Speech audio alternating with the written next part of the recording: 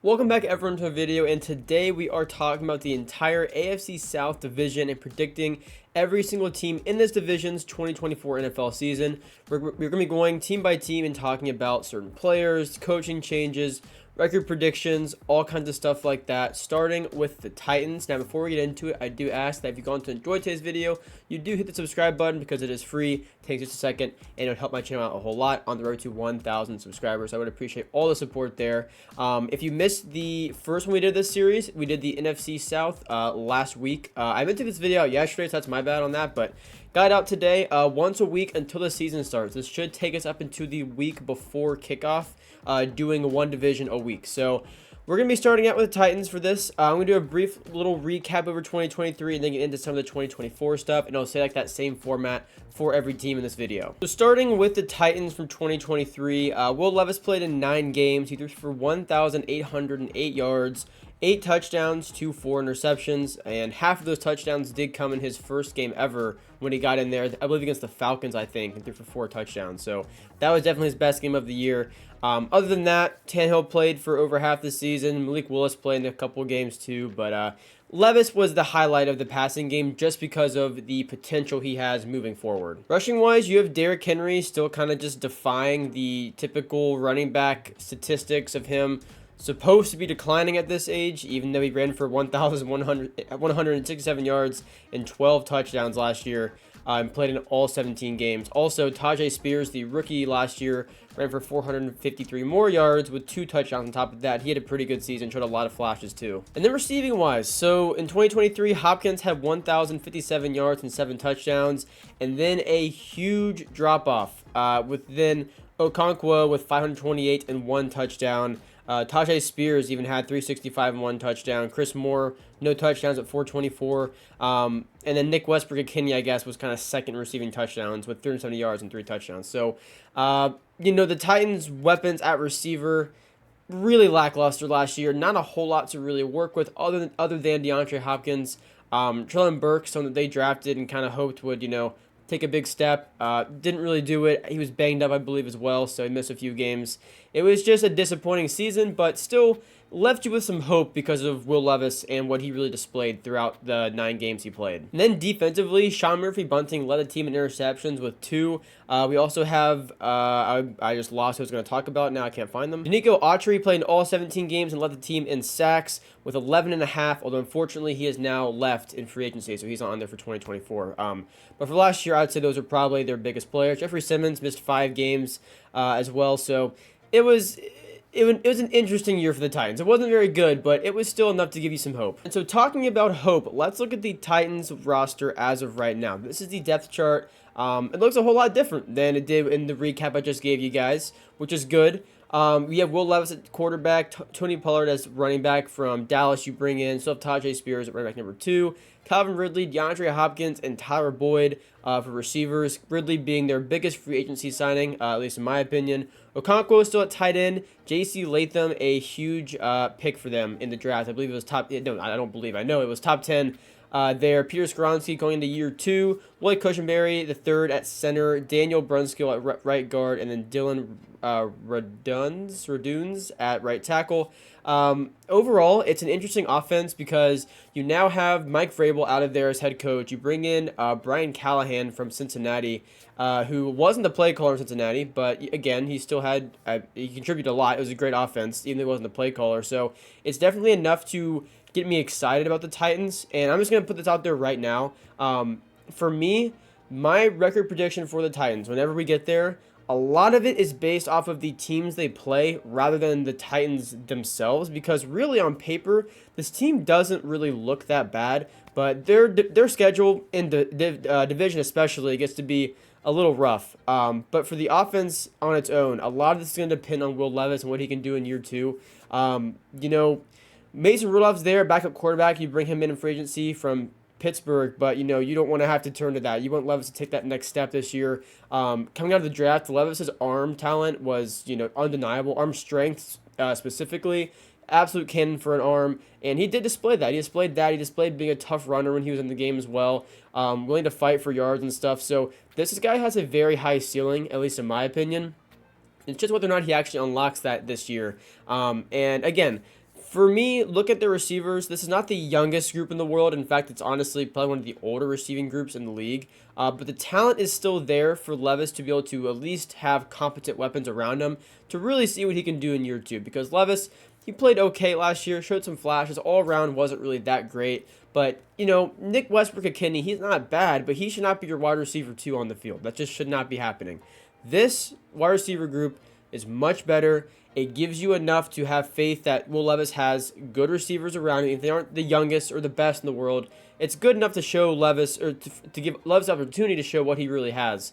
So I do like that a lot for him. Defensively is when this team kind of loses me a little bit. As far as the D-line goes, you still have Jeffrey Simmons, but other than that, you didn't really add anything, especially for an edge rusher. And the Titans were like bottom 5, I believe, in pressures actually last year. So not great. That's the real weakness for this team, in my opinion. You bring in Kenneth Murray Jr. from the Chargers for linebacker. You have Harold Landry there still at linebacker. You bring in Chidobe Awuzie from Cincinnati as well for corner, who at this stage of his career, after the ACL tear, he declined a bit, in my opinion. And at this stage of his career, it's not super exciting, but it's an upgrade at least, I would say. The biggest thing, though, was definitely L'Jarius Sneed. Huge signing from Kansas City. I've seen some people say that they don't think he's going to be as productive without Spagnolio's defensive scheme, but I think Sneed's a great athlete and a great player. Maybe he won't be the same level as in Kansas City because of the scheme, but he's a great player, and I would be honestly pretty surprised if that doesn't translate to the most part for Tennessee. So huge signing there between him and Ridley for being their biggest free agency signings this past season. So again, like I said though, I think the secondary is enough to be interested about, but overall in defense, they lose me a little bit there. I don't think it's a bad defense, but there's definitely some holes, especially D-line. And then also today, you signed Jamal Adams, which is it's worth noting. He's a proven veteran who, when he's healthy, has experience playing at a somewhat high level. But over the past few seasons, bad injuries, and even when he has played, it's been pretty lackluster. I get signing him, might as well, but not a whole lot to go off of there. So we're going to switch over to now a little thing that I made to highlight a few of these guys. To be clear, I'm going to say this for every single thing, every time I do this for every team. The list of players you're about to see is not what I'm calling the best on the team. It's just players that I want to highlight. So some people, like DeAndre Hopkins, are not going to be on this list because we know what Hopkins is. We know he's a great receiver. We know he's very established, a very good veteran. I'm not going to highlight him. I'm trying to highlight more young guys, second-year guys, people with a lot of upside, and also newcomers to the team.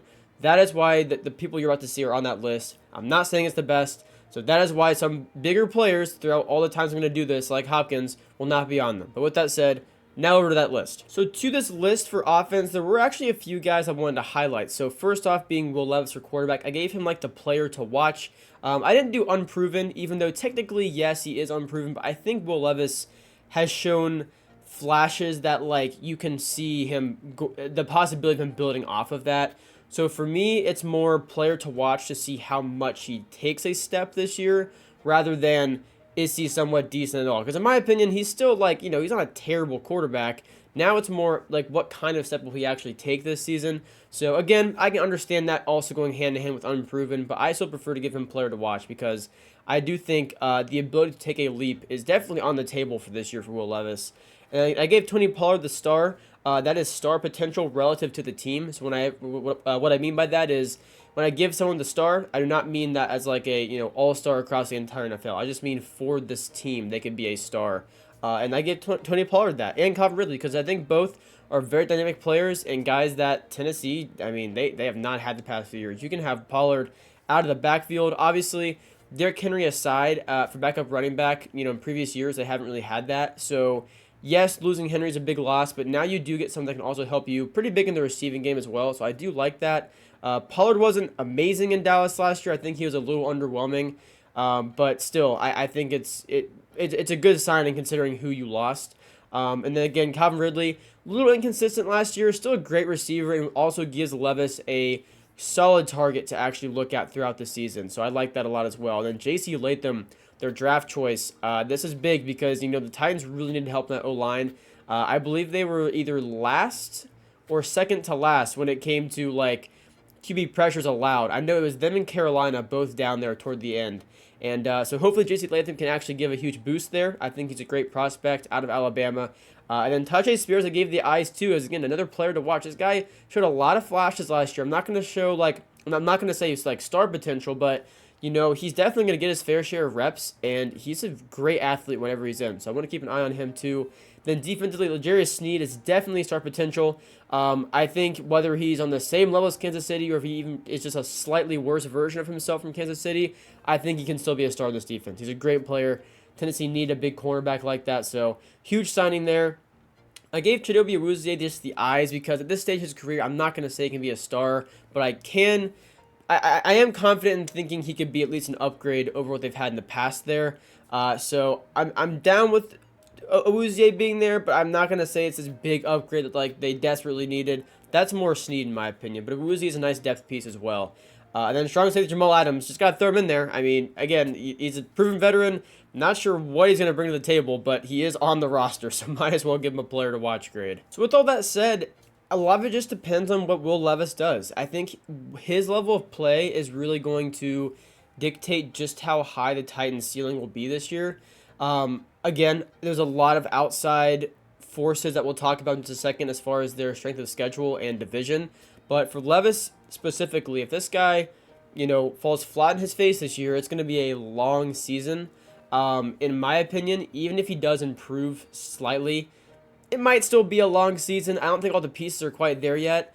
But I will say, and this is totally on the table for a possibility, if Levis happens to take a huge jump and he really utilizes Pollard out of the backfield well, he distributes the ball well to Ridley and Hopkins and Boyd and Okonkwo, this could be a pretty exciting offense, and they might be able to get, close to 500.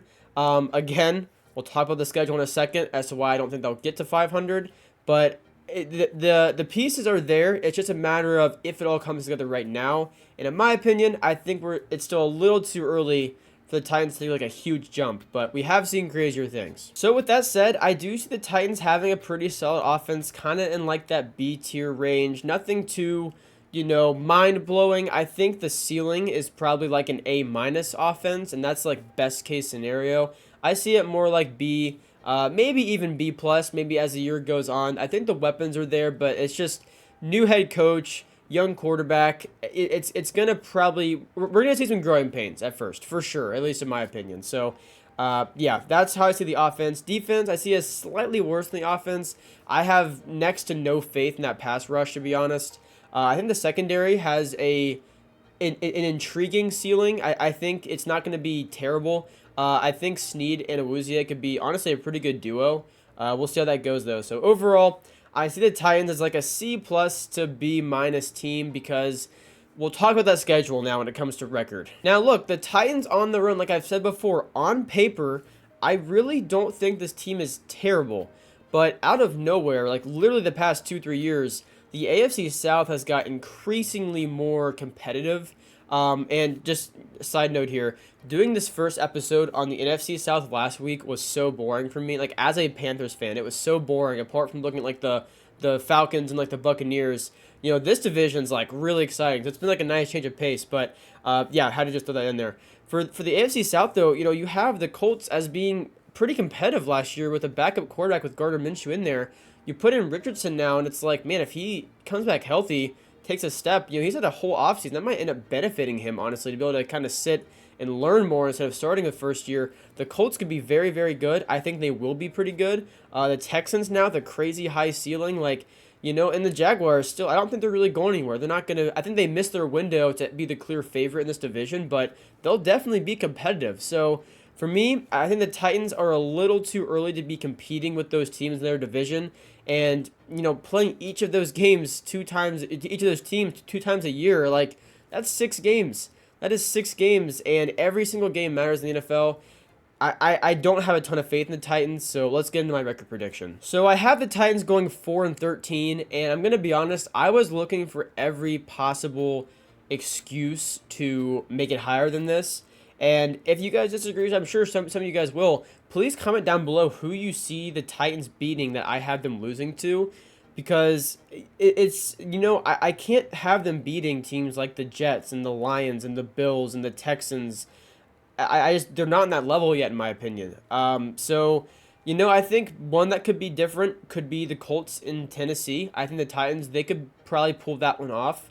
But, other than that, I really fail to see where the Titans will upset. I gave them the Bengals upset. That was probably the best I could do. They handled the Bengals well in Tennessee last year, but, even this year, if a healthy Burrow's in there, the Bengals are more like 2021, 2022 Bengals. I don't know if the Titans have a chance in that one either. So, regardless, though, I did give them the benefit of the doubt, give them the upset there. Not every favorite's going to win every single week, so I thought, might as well give them one. I think the Titans are definitely a team that can shock people.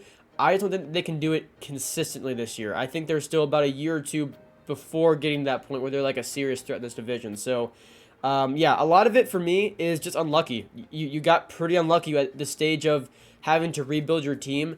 It just happened to correspond with the other teams in this division taking a huge step. So, I think the Titans are okay. It's going to be a really tough year. They're going to be tested pretty much from the jump going to Chicago. Chicago's a pretty good defense. They should have an exciting offense as well. And then to New York, and then to Green Bay, and then against Miami. Like, honestly, they kind of got done dirty, like, their first 4 games of the year. Like, the NFL kind of did them dirty with the scheduling there. But yeah, so I have the Titans going 4-13 this season. Now, I've said this before, but whenever it comes to my rankings and stuff, because I'm a fan just like you guys are. I have my own favorite teams and teams I like and teams I don't like. But whenever I do rankings and videos like this, I always do my best to push that bias aside. And so I want to be very clear to all the Titans fans.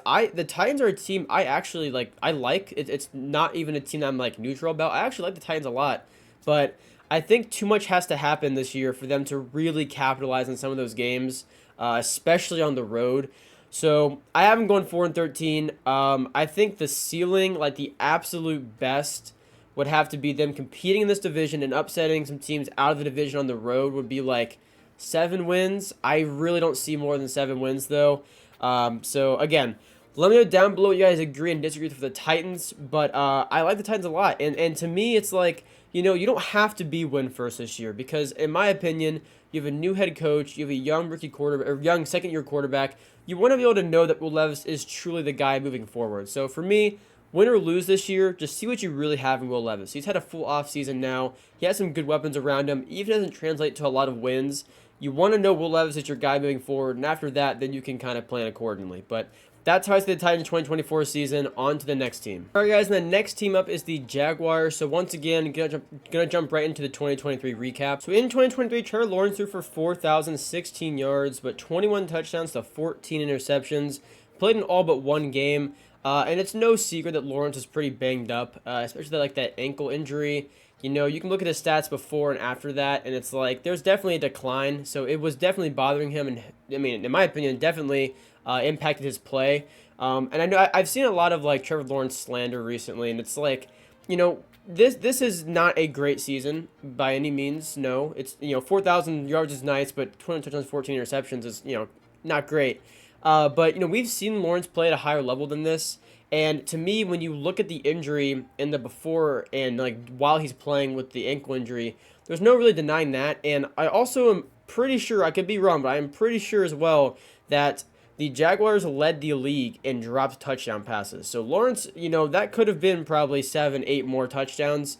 And I do think his situation did improve this year, or going into next year, to be clear. Rushing wise, Travis Etienne ran for 1,008 yards with 11 touchdowns on the ground, and then Tank Bigsby ran for only 132 and 2 touchdowns. And also, for what it's worth, Lawrence also piled on another 339 yards and 4 touchdowns on the ground as well. Receiving wise, Ridley had 1,016 receiving yards and 8 touchdowns, and then Evan Ingram had 963 yards and 4 touchdowns. And Christian Kirk had 787 with 3 touchdowns. Etienne also in the receiving game, 476 and another touchdown. So this was an offense that, it was pretty exciting to watch. Although I feel like watching it, you couldn't help but feel like while it was still decent, it should have been better. Like things should have been more fluid, and it just felt so discombobulated at times, which whether that was a regression year from Lawrence or the injury or just maybe the team didn't mesh well with Calvin Ridley in there. I don't know what it was, but I do think this year can be an improvement for the Jaguars. And I wouldn't say last year was bad. It was just a little underwhelming. Defensively, Trevon Walker had 10 tackles for loss in his second year along with 10 sacks. So I would say it's a pretty decent year compared to his rookie season. Josh Allen, which also now, to be clear, his name is now Josh Hines Allen. He had phenomenal season, 17.5 sacks, 17 tackles for loss. So again, and then 66, yeah, total tackles as well. So great season from him. Another interception on that as well. And you also have someone like Tyson Campbell. Couldn't find him for a second. Only played in 11 games, so it is a little, I would say, like underwhelming, I guess, as well. I think he's capable of playing better than this. So, again, I just want to throw that out there, though. And then Andre Cisco did lead the team with 4 interceptions, too. So, overall, it was a pretty decent year for the Jaguars defense. I wouldn't say it was a great year, but I think they've definitely seen worse. And heading into 2024, this is their offensive depth chart as of right now. So, you saw Trevor Lawrence at quarterback, Travis Etienne and Tank Bigsby for running backs, Christian Kirk, Gabe Davis, and the rookie Brian Thomas Jr. for wide receivers. And you also have Titan Evan Ingram. And then linemen, you have Cam Robinson, Ezra Cleveland, Mitch Morse, Brandon Sheriff, and Anton Harrison. So, I'm trying to think like where to start on this. I'm going to start actually with wide receivers. I want to talk about Brian Thomas Jr. But like I mentioned before, I do think while Ridley's a good player, I don't think it was a great fit scheme-wise. It just seemed like there were no weeks where, you know, Ridley and Kirk were really like complimenting each other. It was either like Kirk had a good week or Ridley had a good week. It wasn't like they really fit well together, at least in my opinion, that way. That is.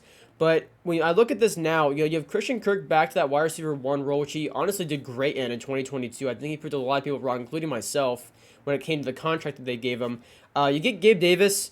Gabe Davis is a good player. I don't think he's a great player. I think, you know, he definitely brings in a lot of touchdowns, which can make it him appear to be better than what he really is. But for wide receiver 2, I think there's definitely worse in the league, so it's a good signing.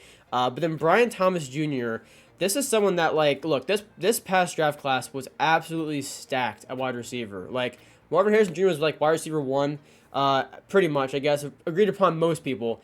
But, like, you know, Malik Neighbors, perfectly capable of being wide receiver 1 in another class. And then Brian Thomas Jr., another, like, he was an amazing receiver. So it was a very deep class. Being able to get him where they got him, I think, was great value because you needed, like, a deep threat like he can be for you.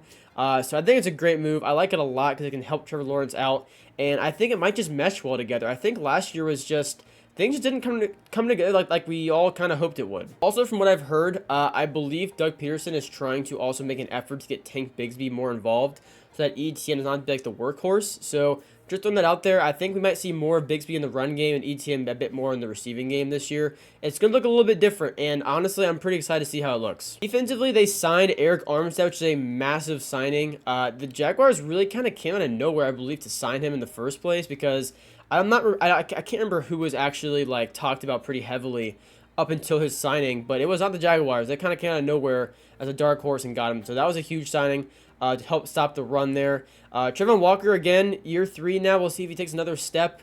I know a lot of people were a little puzzled when he was first drafted because Aiden Hutchinson was right there. Walker can still be a great player, so I do want to see how he does in year 3. Foyesade Luwakan still there, of course, and then Josh Hines-Allen coming off a phenomenal season. They actually re-signed him under contract now, so that was a big thing for them too. And they still have Andre Cisco, who led the team in interceptions. You bring in Ronald Darby as well, and now you have Tyson Campbell and him and Darnell Savage. So again, I think this Jaguars defense can be pretty decent. I wouldn't say it's going to be like a top 10 defense. I think it would probably fall somewhere between like 15, 16 through like 22, 23. So I don't think it's going to be a liability. It just like, again, it's going to start with the offense. I think the offense really threw things off last year for really all parts of this team because it wasn't working like they were supposed to. And I think it threw off the defense a little bit as well. But even despite that, the defense, they weren't terrible. Now you bring in Eric Armstead, a proven veteran. I like it a lot for the Jaguars. Now, once again, like I said, for the Titans, the list of players you're about to see are not, in my opinion, the best players. They're just players that I want to highlight. So there are going to be players left off of this list, like Trevor Lawrence and like Christian Kirk. I'm just choosing to highlight other younger guys and people I think it's worth keeping an eye on and newcomers, not necessarily the best on the team. And that list of players is actually pretty small for the Jaguars, but starting with offense, Brian Thomas Jr., I think, can truly be a star in this offense. And it might look a little surprising because I only gave Gabe Davis like the player to watch thing. I'm really not sold on what his role is going to be in this offense because I think Brian Thomas Jr. has much higher upside. I think he's capable of being the better receiver. So I am very interested to see what that looks like, and I honestly at this point in time have more faith in Brian Thomas Jr. So that is why I have the star on him. I gave Gabe Davis and Tank Bigsby both the eyes because, again, for Gabe Davis, I'm not sure what his role will be. He's still a good player, so he will be utilized to at least some degree. And then for Tank Bigsby, as I said before, he's supposed to be used more this year, so we're gonna find out like that exactly entails. He's a good player though, and I think he could definitely take a big step. So we'll keep an eye on him. Also on defense, you bring in Eric Armstead. He can definitely be a star in this defense, help them stop the run. So, just be a big force in the middle. I like that move a lot for them. And then Trayvon Walker, of course, now going into year 3. Still keeping an eye on him. I'm not going to give him a star or anything, but I do want to see how he progresses because it can sometimes take a few years for those defensive ends to really take a big step. And so I'm not gonna give up on him quite yet. But those are some players I wanted to really highlight for the Jaguars. And so with that said, this is going to be a different look Jaguars offense and defense for that matter, but especially offense because, Lawrence, I'm anticipating having a bit of a bounce back year. I know we've seen him be able to play better.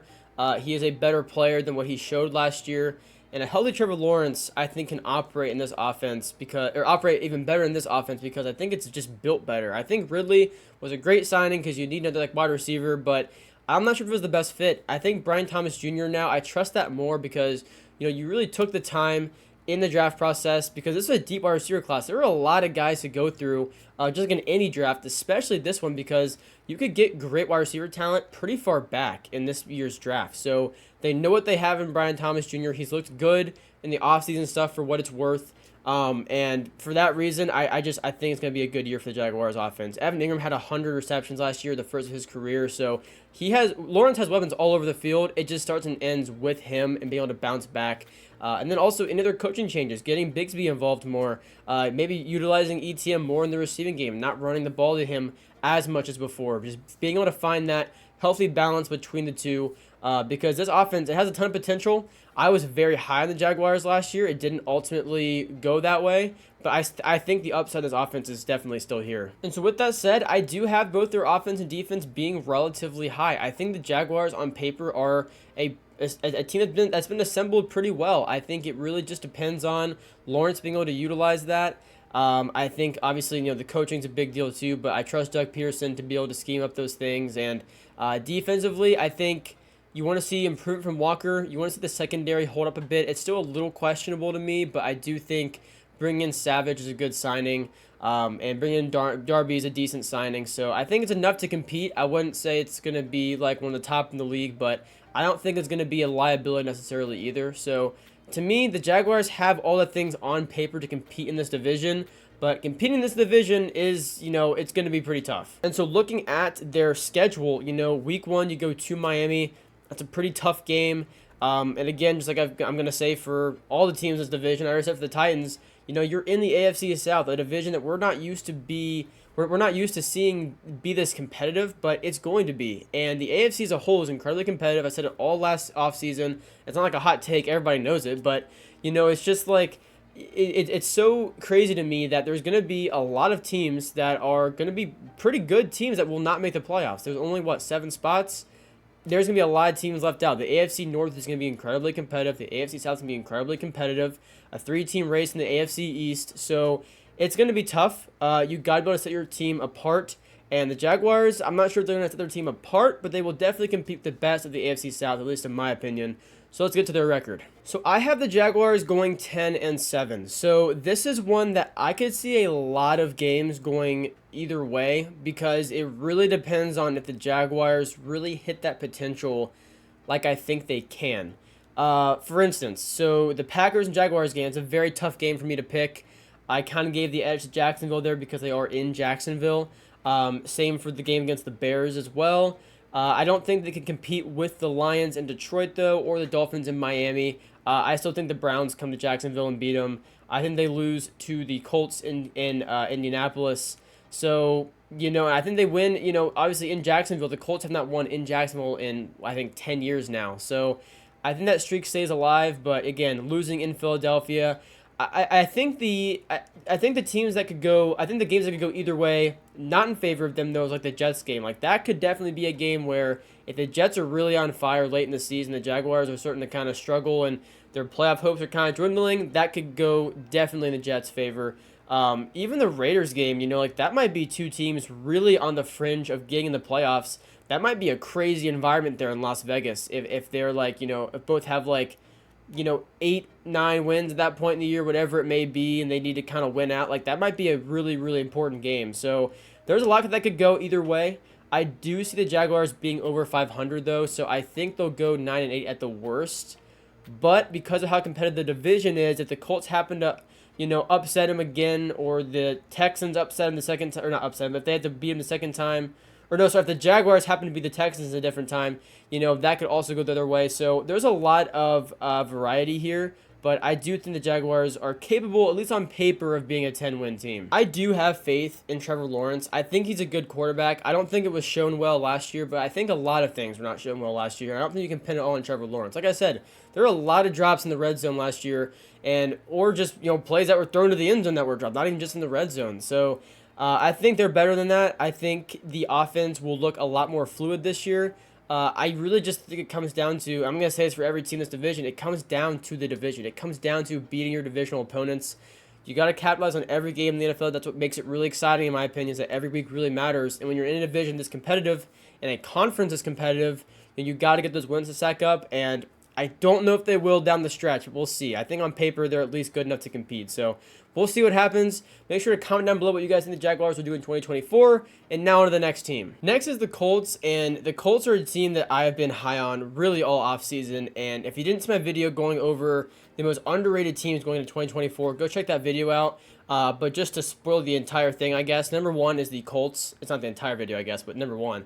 It was the Colts. So I see a lot of potential in this team. I think last year they showed a whole lot under not ideal circumstances.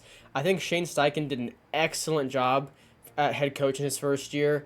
I'm excited to see what he's done as far as work with Anthony Richardson, because I think among a lot of other people were pretty surprised at how prepared for the NFL he looked compared to how he was kind of labeled as not being pro ready at all. So I'm excited to see him in year two. He himself has a ton of potential and upside. But the Colts, again, very tough division, but this is a good team that was one win away from the playoffs last year. And to briefly recap last year, Gardner Minshew had 3,305 yards and 15 touchdowns to 9 interceptions.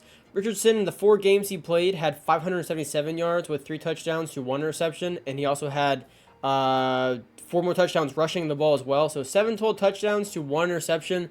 Again, what we saw from him, I think we saw a lot of good flashes in just 4 games. I'm excited for him in year 2. But Minshew, got to give him a ton of credit. He came in probably not expecting to play majority of the season or the entire year, but he did, and he did honestly a pretty good job of giving them at least a chance to hit the playoffs, even if they actually didn't. So props to him there. Rushing wise, Zach Moss had 794 yards and 5 touchdowns.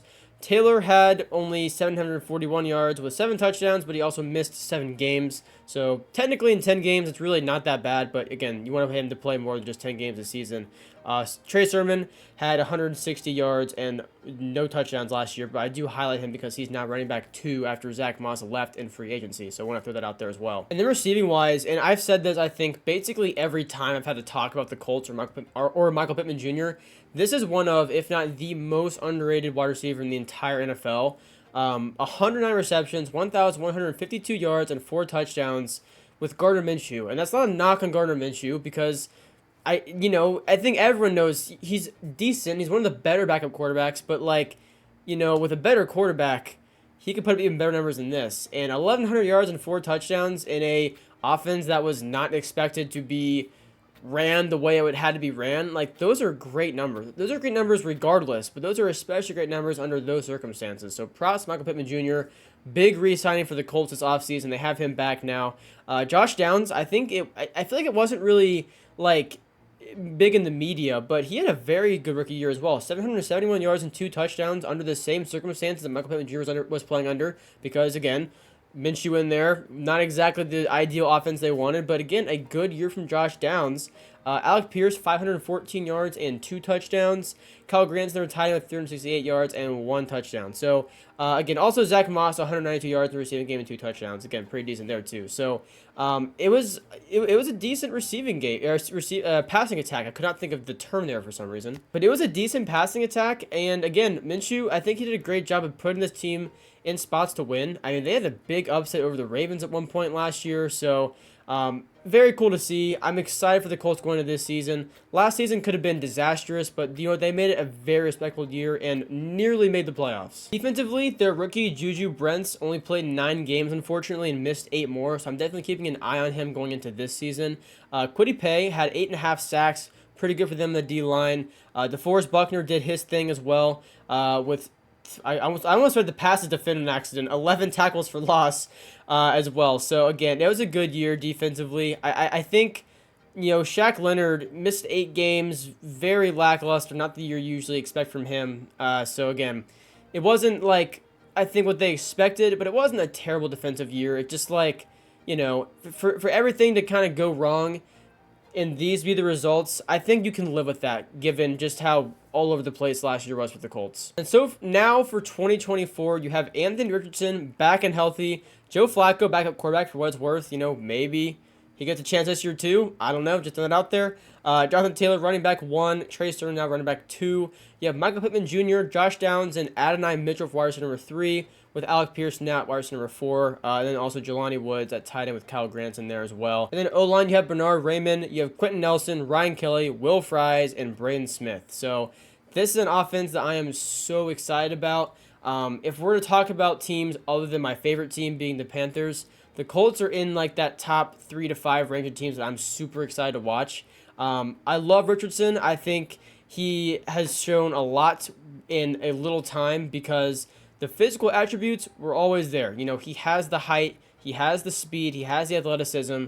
It's, can he consistently and accurately pass the ball well? Can he make good reads? Can he read defenses? Can he push the ball downfield accurately? It's always been an accuracy thing. His arm strength, like Will Levis, is unreal. So that's always been there. I think Richardson, at least in my opinion, looked way more pro-ready than what was described in the time that he played.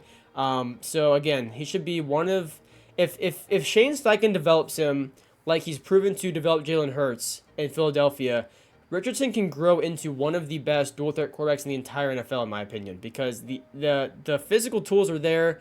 I just want to see, you got to see a full season, though. You got to see a full season, so I'm not going to get ahead of myself, but I think the potential is definitely that high. Jonathan Taylor, hopefully back and healthy for the full season, but skipping ahead, I want to go down to Adonai Mitchell. This is someone that was at one point projected late first round, early second round. He falls pretty far, I believe, down to round 4 with the Colts grab him, around 3, somewhere around there. And it's great value there. It really is great value there. So I'm excited for the Colts. This is someone that will probably compete with Josh Downs for targets. I think Pittman still leads in targets. But Josh Downs, great rookie year 2. So I'm excited to see him in year 2. Mitchell in year 1. Healthy Richardson, Pittman. This is a very exciting offense. Defensively, I wouldn't say it's as exciting, but there's still potential there. You have Kwity Paye, DeForest Buckner, and Grover Stewart still on that D-line. EJ Speed at linebacker, Zaire Franklin at linebacker. Juju Brents hopefully back and able to stay healthy for a full season. But for me, and someone that I was very high on in the draft, is their second string left defensive end, Laiatu Latu. I had originally, when I did my mock draft video way back, I had projected the Falcons taking him, I believe, whatever that was, 8th or 9th overall, because they really needed an edge rusher, but instead they decided to take a quarterback for, God knows why, I guess. So for me, Latu was always very high up on my personal board, and at least, in my personal opinion of him was very high, higher than some other people on him. But I think regardless, this is someone that's an amazing athlete. He has good moves to get to the quarterback, but he can also, he can return interceptions 40 yards. This guy had 20 tackles for loss last season in college. Maybe it was even more than that. He had a lot. This is someone that can fly all over the field. He's a great athlete, and I'm really excited to see what he does his rookie year. I think he's going to get plenty of reps as the year goes on. So this is a Colts defense that I'm interested in seeing, but I'm not as excited as I am with the offense. The offense, my expectations are really, really high. Maybe too high, but still, I'm excited for him. So as I've said 2 other times now, the list of players I'm about to show are not necessarily the best players on the team. I just want to highlight some guys that I want to talk about. Players like Michael Pittman Jr. are not going to be on here. We know what we have in him. I'm trying to highlight more younger guys or guys on the team that are like best in the league of their position guys. There's just kind of, no in between. It's either young guys with potential, second year guys, or like guys on the team that are best at their position in the entire NFL. So for the Colts, I gave Richardson the star. I have big expectations for him, which may be a little unfair. He's only played in 4 games. He was never labeled in the first place as being a pro-ready prospect, all that kind of stuff. But in the long run, him having to sit out may have honestly helped him because it gave him a full season to actually just work on rehab and learning and sitting. And that can really be all the difference for a quarterback, especially a young quarterback. So I gave him the star. I think he absolutely has potential to be a star on this team. I gave Trey Sermon the eyes just to watch. I want to see how he does at running back 2. It'll be the biggest role he's had to date in his career. A.D. Mitchell I gave the eyes as well as Josh Downs. Now, these are 2 receivers I think will compete for targets. And I think while Downs did establish himself as a good receiver last year, I want to see what that dynamic looks like now with, A.D. Mitchell in there. Because this is a great athlete as well. So I think it might look a little interesting. Gave both the eyes. I think both are good players to watch. I just want to see how they do in their first season playing alongside each other. And I gave Taylor the gem, which is basically top 5-ish at that position in the entire NFL. Like that 5 to 7, maybe even 8 range. So kind of like what I have that gem for. Then defensively, I have Juju Brents with the eyes. If he can stay healthy, this is a cornerback that has I'm not going to say high ceiling, but he could be a very fun player on that defense for him. But again, we haven't seen a whole lot, so not a whole lot to go off of. Leoto gave the eyes because, again, a really, really good athlete. I cannot wait to see him on the field. I think he's going to be really, really good. But again, hopefully I don't jinx him, I guess. And then Kwity Paye had a good season last year. Before I gave him the star, this guy had a career year last year. I think he's going to hopefully take another step, maybe be a little bit better. I don't know, but I think he can be one of the bigger names in that defense. I get DeForest Buckner the star as well. This is someone that's a great run stopper. He's just kind of clogs up the middle, does what the defensive tackle is supposed to do. So I gave him the star as well. So those are a few guys I did want to highlight. I know, like I said, I know Buckner and Paye technically are not, newcomers or young guys, but I still just want to highlight them. So for me, this year, you want to see a full, healthy year of Anthony Richardson because regardless of his potential, if he doesn't hit, he doesn't hit it. He's got to get there. The reason I'm so high on him, though, is because of what we've seen in the small sample size and Shane Steichen's ability to, for one, just be a great head coach. He did a great job last year. 2, he showed Philadelphia with Jalen Hurts. He developed Jalen Hurts, pretty quickly and very, very well. Hurts went to that Super Bowl, had a great season that year. So I'm excited to see what Richardson can really mold into for this offense.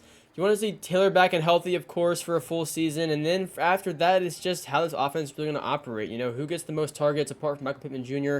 I think Downs and Mitchell will compete for targets. I think Jelani Woods and Kyle Granson can be great compliments at tight end, too. So I like the offense a lot. I think the defense also has a lot of potential, too. It just depends on just some of those guys stepping up. But again, Latu is a really exciting player for me. So I think the Colts have a relatively high offensive ceiling, and then their defense, I think, can be very, very solid as well. And so continuing on with our little kind of chart I've been making, I have the offense at like that A- range, and then I have the defense at like that B+ range, maybe even B, but I think it's the more like kind of that B+ range. So I have their overall, somewhere in between there. I think they can compete in this division. I think they can be, an excellent team. I'm just really excited to see it all come together. But again, and like I said, for every team in this division, the schedule is something you have to watch and definitely factor in. The Colts open up in Indiana against the Texans. This should be an awesome game. It's one of the games I'm looking forward to the most, week 1, actually. And again, for the Titans, I didn't think they were really on that level to compete in this division quite yet. The Colts, I think, definitely are. So they are definitely win first. Every game against the Texans and the Jaguars should be very, very competitive. You got to make those games against the Titans count because I believe you are better than them. I think you can also beat Minnesota. I think you can definitely beat New England, compete with Denver, beat New York. I think the potential is there for the Colts, and let's get into the record prediction. And so I actually have the Colts going the same as the Jaguars. I have them going 10-7. I had them, of course, losing that game in Jacksonville. They haven't been able to win there. in 10 years. So if I get that one wrong, I get that one wrong. It kind of is what it is. And then also, just to throw this in here, it's very hard to, in July, predict games in week 9 when you don't know what either of those teams are going to look like then. So I am mainly just trying to get the overall record, as accurately as possible, not really each specific game. But yeah, I just want to throw that out there. So anyway, though, game by game, I'm not going to go over every single one, of course, but I do think the Lions will come in there and beat them. I think they lose in Houston as well. I think the Dolphins will beat them. I think they're just a bit too fast for that defense, to be honest. I think they lose in Green Bay. I think that's a bit of a tough game week 2 when they should be still kind of getting acclimated to everything with Richardson back in there. But again, I think they can beat the Bears in Indianapolis. I think they can beat Pittsburgh in Indianapolis. I think they can beat the Titans in Tennessee. I think it'll be a good season for the Colts. I had them tying with the Jaguars, though, 10-7. So whoever has the best overall in the division, I guess, will win that tiebreaker spot. But I think the Colts are going to be competing for that one spot, and other than that, be on the fringe, like that wild card, trying to find a way to get in there. I think there's going to be a really good race down the stretch, though. I mean, it should be one of those years where it's like, this team needs, this team to tie, this team to win, this team to win, this team to lose to get in. Like, I think there's going to be a lot of teams now that have improved, and they're all going to be fighting for some playoff spots. It should be a great year. And I see the Colts among those teams right there in that wild card race. So yeah, for me, this year, Colts got to make sure Richardson is the guy. Got to see that offense really come to fruition now. Should be really, really fun to watch. Other than that, you just got to win, which is obviously going to be a lot easier said than done in a very tough division and a very tough conference.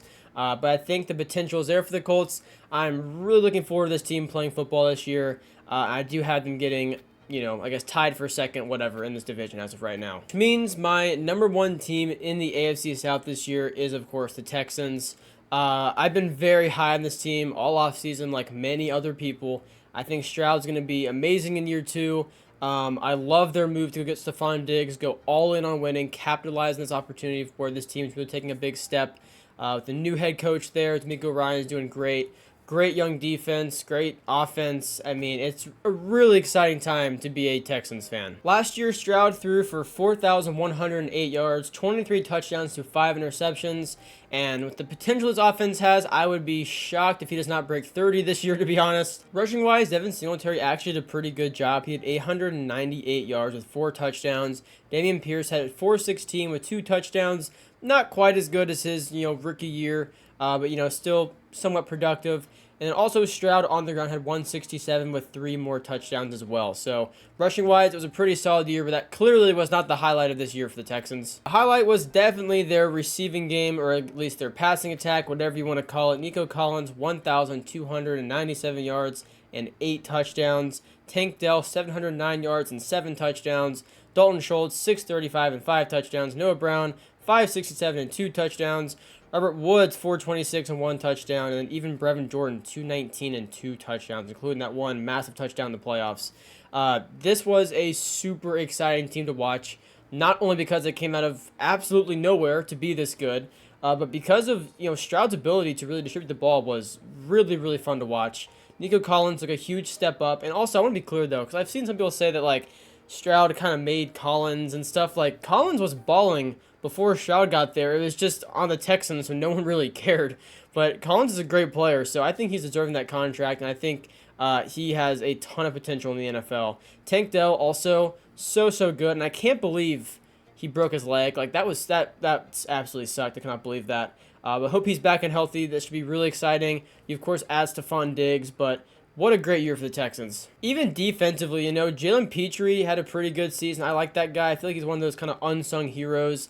I wouldn't say his numbers jump off the page at you, but he is a very solid player in my opinion. Denzel Perryman only played 12 games, but didn't have a terrible season when he did play. Jonathan Greenard, though, had a great season. Of course, he did unfortunately leave in free agency, but he led the team with those 12.5 sacks. And then after that, of course, Will Anderson, Defensive Rookie of the Year. Also, Derek Stingley Jr., I just have to point out, 5 interceptions.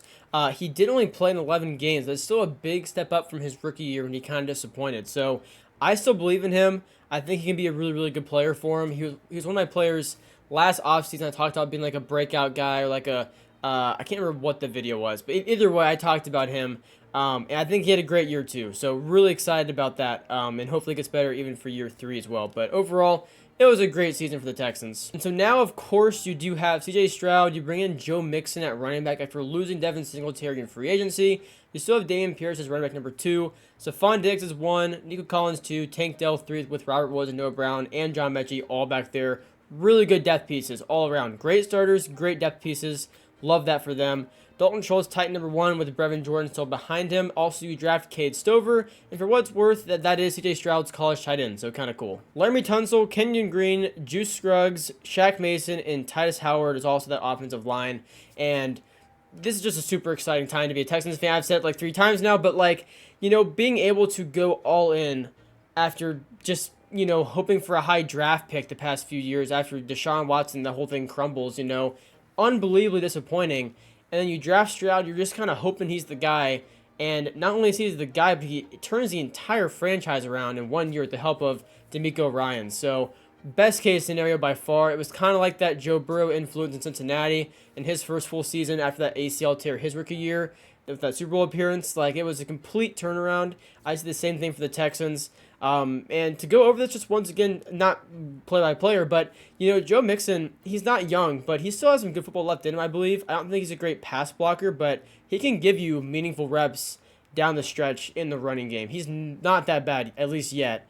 And Dameon Pierce, he's still relatively young. I guess it's yet to be seen what his workload will look like this year. He was great rookie year. Then after that, it was kind of, fell off a little bit last season, had his role diminished a bit. So we'll see how that looks. But, Stephon Diggs, Nico Collins, and Tank Dell, such a good wide receiver group. And I really feel like, Diggs is the wide receiver 1, I guess, on paper. But I really feel like bringing Diggs in, it highlights, obviously, how lethal this offense can be. But 2, I feel like it also helps Nico Collins out a ton as well. Because like I said, I'm a big believer in Nico Collins. I don't think Stroud made him. I don't think it was just because he was like, the number 1 of the team. I think he's a very talented player. And I think adding Stephon Diggs now is, you put the defense in a very tough situation. Because I used the Bengals as an example before. I'm going to go back to that right now.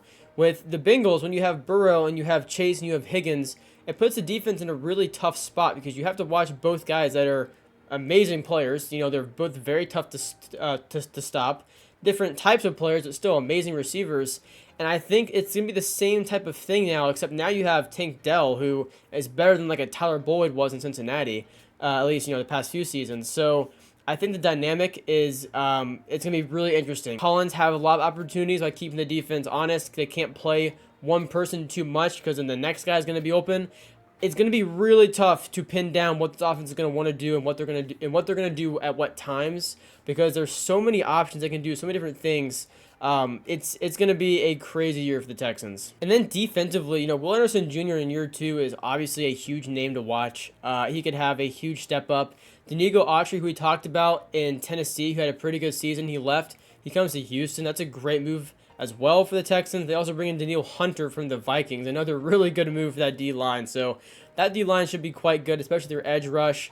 And then also Derek Stanley Jr., hopefully back and able to play a full healthy season. You have Jeff Okudah in there. Don't want to give up on him. He's been better than his first year for sure. But again, it's, he definitely is probably on a shorter leash, especially because you draft Kamari Lassiter. I did a video going over like 6 rookies that are like super underrated, and Kamari was on that list. I think he's a great player. From the clips that I saw in training camp, or not training camp, but OTAs, mini camp, whatever it was, he was taking reps against Diggs and he was holding his own. I know it's off-season stuff. I personally never really read too into that, but like for what it's worth, obviously that's a good sign. So we'll see how that progresses, but that's something they can use in a lot of different ways. So I want to keep an eye on him too. Then as I've said, for the other teams now, the list I'm about to show you is not the best players on the team. It's just guys that I want to talk about. Some players may be left off, like Stephon Diggs or other players like that. I just want to talk about some newcomers. So Diggs probably won't be on this list, but regardless, whatever. I want to talk about like newcomers, young guys, that kind of stuff. So some Texans players I want to watch this year. Stroud, number 1, I gave him the gem. I think Stroud can establish himself as a top 5-ish quarterback in the NFL, like that top 5 to 7, 8 range, somewhere in there. Stephon Diggs, I gave the star.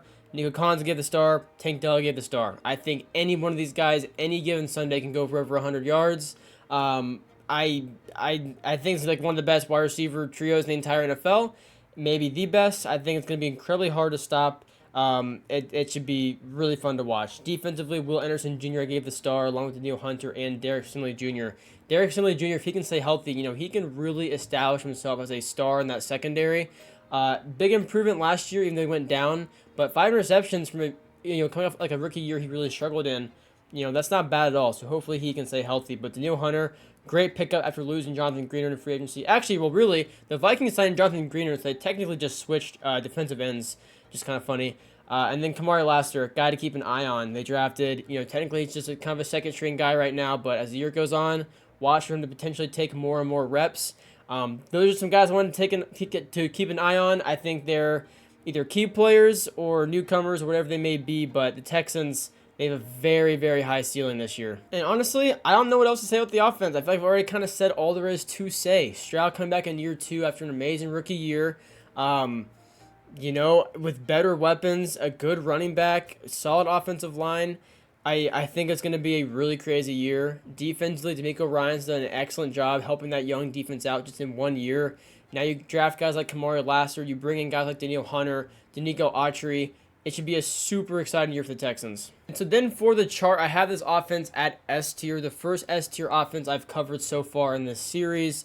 I have their defense more like that A to A plus range, not quite S tier, but it should be quite good.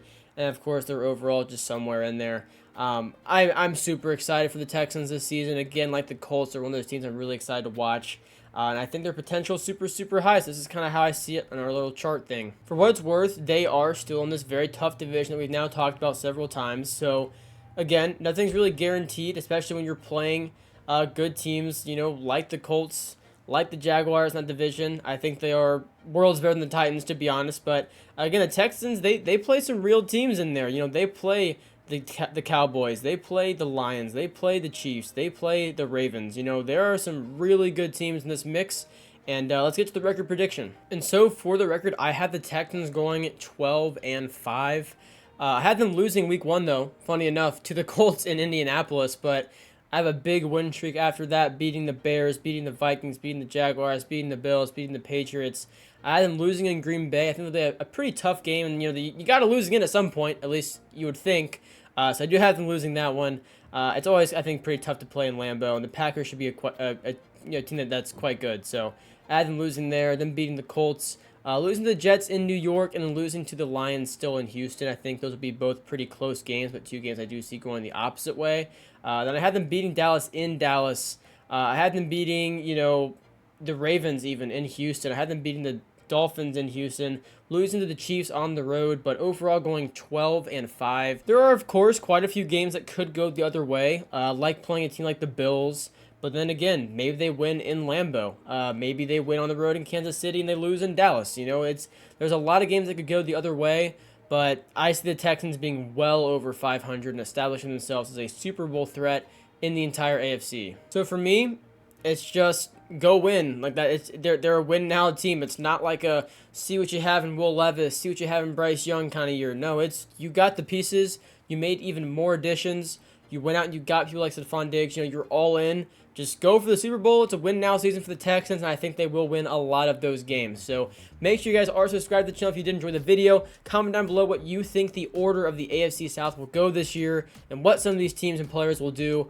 Thank you guys for watching. I do really appreciate it. Leave a like on the video. It does help out my channel a lot. And, yeah, I'll see you guys in the next one. Peace out.